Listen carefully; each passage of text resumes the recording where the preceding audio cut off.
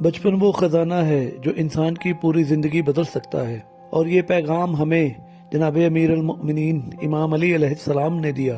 جو بچپن میں سوال کرے گا وہ بڑے ہو کر جواب دے گا، یعنی تجسس، سوال اور کھوج، یہی فطرت علم کی پہلی سیڑھی ہے۔ امیر المؤمنین امام علی فرماتے ہیں، جو بچہ بچپن میں بھاگ دوڑ نہ کرے وہ بڑا ہو کر ذہین نہیں ہوگا۔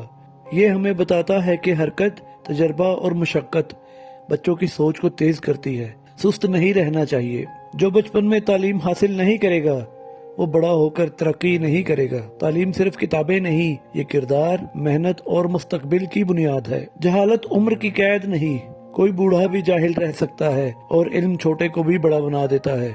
بچپن میں پوچھے گئے سوال، کی گئی کوشش اور حاصل کی گئی علم کی محنت، یہ وہ سرمایہ ہے جو انسان کو عظمت سے نوازتا ہے۔ آج ہم اپنے بچوں کو یہی سبق دیں، سوال کرنے کی آزادی، محنت کی عادت اور علم کا احترام۔ بچپن سمجھداری کی گہرائی ہے، اسے سراہیں، سنبھالیں اور علم کی روشنی سے سنواریں۔